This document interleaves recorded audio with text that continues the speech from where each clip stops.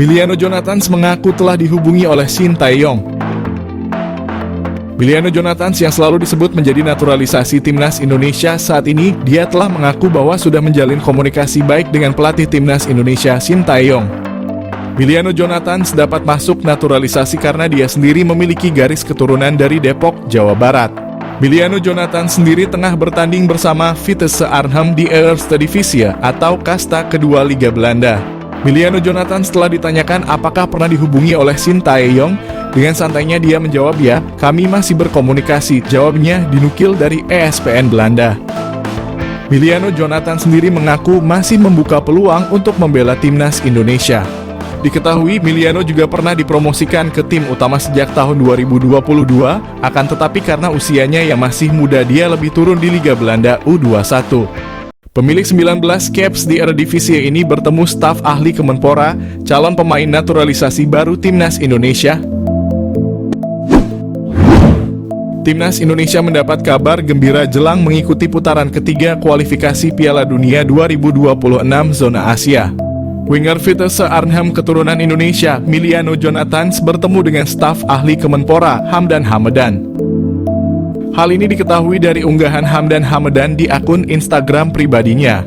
"Senang bertemu Anda lagi Jonathans dan keluarga. Nikmati liburan Anda @milianojonathans_", tulis Hamdan Hamedan di Instagram story miliknya. Belum diketahui perbincangan apa yang dilakukan Hamdan dan Jonathans beserta keluarganya.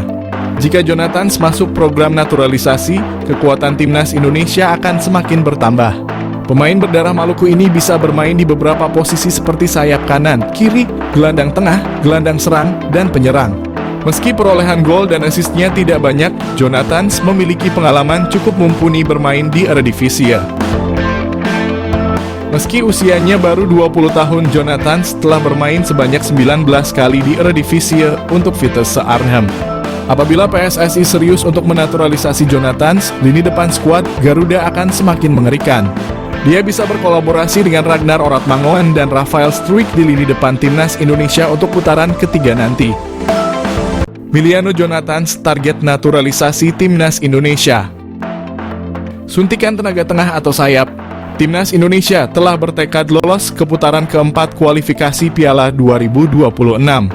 Untuk memuluskan misi itu, timnas Indonesia dikabarkan akan menambah kekuatan baru.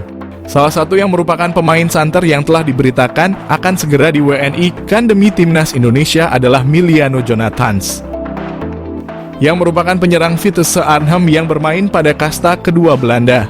Gelandangan Miliano Jonathans yang berusia 20 tahun ini yang mempunyai darah keturunan Depok, Jawa Barat, telah mengakui sudah menjalinkan komunikasi baik dengan PSSI terkait rencana naturalisasinya. Apabila semuanya akan berjalan sesuai rencana, maka PSSI ini akan segera memproses naturalisasi Miliano Jonathans sama seperti saat mereka melakukan terhadap Eliano Reijnders dan Mads Hilgers. Dengan kehadiran Miliano Jonathans ini tentunya akan berdampak kepada daya gedor timnas Indonesia. Pemain yang mempunyai tinggi badan 178 itu tak hanya mampu sebagai gelandangan bertahan, akan tetapi ia juga mampu menjadi gelandang serangan, namun juga diplot sebagai penyerang sayap. Miliano Jonathans juga pernah hadir dalam 10 pertandingan pada ajang Eerste Divisie dengan torehan 6 gol dan 2 assist. Pastinya torehan tersebut akan membuat Shin Tae-yong sangat berharap bahwa Miliano bisa secepatnya bergabung dengan JLZ dan kawan-kawan. PSSI diharapkan untuk tidak berlama-lama karena bisa saja Miliano akan berubah pikiran karena dia juga mempunyai kans memperkuat timnas Belanda U21. Dengan skema 4-3-3 yang telah diterapkan oleh Shin Tae-yong, Miliano sangat memungkinkan dalam mengisi sebuah posisi lini tengah bersama Tom Haye ataupun dengan Nathan Chuaon. Dan dia juga bisa dijadikan sebagai penyerang sayap kiri ataupun sayap kanan dalam upaya melancarkan aliran bola kepada dua tombak timnas Indonesia, Ragnar Oratmangoen dan Rafael Struijk.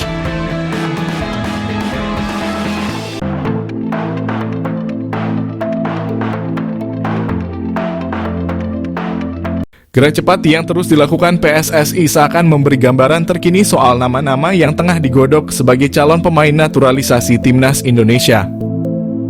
Terbaru, Ketum PSSI Erick Thohir bertemu langsung dengan calon striker timnas Indonesia, Ole Roemeny.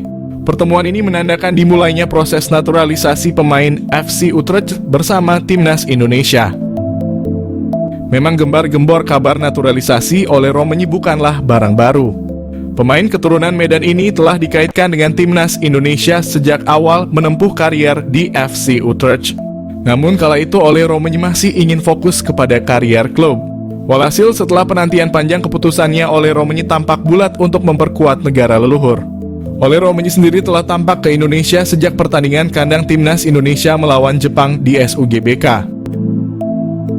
Diperkirakan Olero akan hadir di laga timnas Indonesia pada ronde 3 kualifikasi Piala Dunia 2026.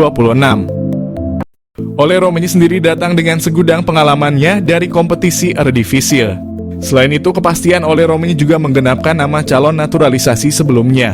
Sebelum Erick Thohir bertemu dengan Olero, Erick Thohir juga telah bertemu dengan dua calon naturalisasi, Dion Marks serta Tim Geipens. Dion Marks dan Tim Geipens nantinya akan diperuntukkan memperkuat timnas U20 Indonesia sebelum kembali melanjutkan perjalanan bersama tim senior. Adapun selain ketiga nama yang telah berjabat tangan dengan ketum PSSI, ada satu nama yang telah mengantri untuk tahap selanjutnya. Ialah striker Volendam U21 Mauro Zijlstra. Mauro Zijlstra merupakan pemain yang terang-terangan mengungkapkan proses naturalisasi bersama timnas Indonesia. Striker 19 tahun ini diketahui telah mengirimkan berkas naturalisasi yang sedang didalami oleh PSSI. Bahkan melalui pernyataan terakhir, proses naturalisasi dari Mauro Zijlstra sudah masuk dalam antrean PSSI.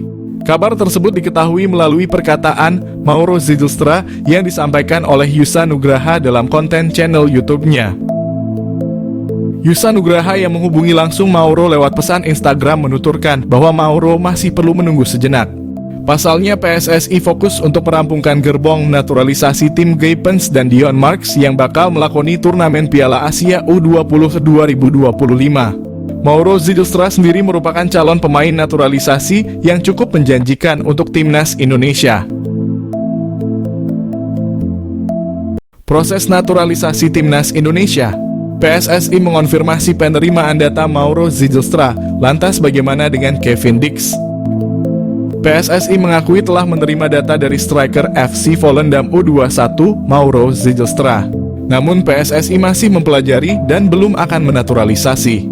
PSSI mengonfirmasi bahwa mereka telah menerima informasi mengenai striker FC Volendam U21 Mauro Zijlstra. Namun saat ini PSSI masih dalam proses kajian dan belum berencana untuk memproses naturalisasinya. Selain itu, PSSI juga terus mendorong naturalisasi untuk pemain lain, yaitu Kevin Dix. Pemain berusia 27 tahun ini adalah salah satu atlet keturunan yang berkualitas. Arya Sinulinga, anggota Exco PSSI, memberikan pernyataan terkait Kevin Dix. Ia menjelaskan bahwa sudah ada komunikasi, tetapi belum ada langkah untuk naturalisasi ke dalam timnas Indonesia.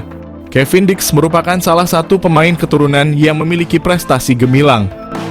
Dia pernah bermain untuk klub-klub seperti Vitesse, Fiorentina, Feyenoord, Empoli, dan FC Copenhagen. Pemain yang dilaporkan memiliki keturunan Ambon, Maluku ini juga telah meraih berbagai gelar juara, termasuk KNVB Cup. Dalam kompetisi Eropa, Kevin Dix memiliki pengalaman yang cukup baik, dengan total 17 penampilan di Liga Champions, 8 di kualifikasi Liga Champions, dan 12 di Europa League. PSSI telah menjalin komunikasi dengan Kevin Dix sejak beberapa waktu lalu, tepatnya pada akhir 2021 bersama Mes Hilgers. Namun hingga saat ini hanya Hilgers yang telah menyatakan kesediaannya untuk dinaturalisasi. Alasan Mauro Zijlstra ingin bela timnas Indonesia. Pemain keturunan Indonesia di Belanda, Mauro Zijlstra menjelaskan alasan dibalik keinginannya untuk memperkuat timnas Indonesia daripada Belanda. Ia merasa terhormat dengan energi positif yang diterimanya dari para supporter melalui media sosial meskipun ia belum resmi menjadi warga negara Indonesia. Mauro Zijlstra memiliki garis keturunan dari neneknya yang pernah tinggal di Bandung dan ayahnya juga memiliki darah campuran Indonesia dan Belanda. Striker berusia 19 tahun itu juga merasa terkesan dengan atmosfer yang diciptakan oleh para supporter saat mendukung timnas Indonesia. Ia mengungkapkan bahwa bermain di Stadion Utama Gelora Bung Karno dengan puluhan ribu penonton yang menyaksikan terasa seperti mimpi yang menjadi kenyataan. Mauro Zijlstra memiliki postur tubuh yang ideal sebagai ujung tombak timnas Indonesia. Selain itu, Mauro juga menunjukkan ketajaman yang mengesankan saat bermain sebagai gelandang serang. Dalam 9 pertandingan, ia berhasil mencetak 12 gol dan menyumbang 5 assist, menegaskan kemampuannya untuk menjadi pengatur serangan yang efektif. Belakangan ini Mauro menjadi sorotan sebagai pemain keturunan yang akan dinaturalisasi untuk Indonesia, dan ia berpeluang menjadi pilihan yang tepat untuk mengisi posisi striker yang memerlukan peningkatan kekuatan. Jika pengecekan dokumen yang dilakukan PSSI berjalan lancar, kedatangan Mauro Zijlstra ke Indonesia akan segera dilakukan. Nama baru tersebut akan dinaturalisasi untuk memperkuat timnas Indonesia. Mauro Zijlstra opsi pecahkan masalah timnas Indonesia. Timnas Indonesia kini memiliki alternatif baru untuk mengatasi masalah di lini depan.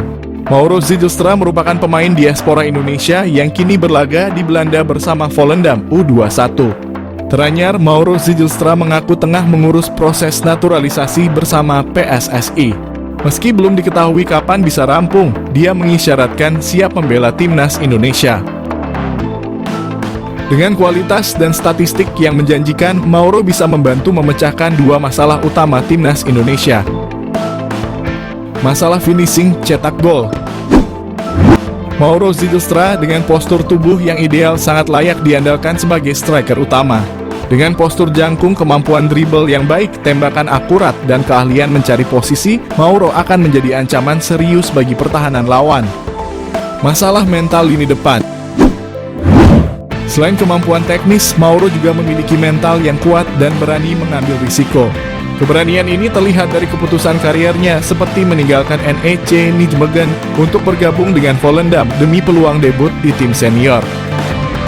Saat ketinggalan, mentalitas lini depan terkadang diperlukan dan Mauro punya hal tersebut yang bisa membuat timnas Indonesia makin kuat.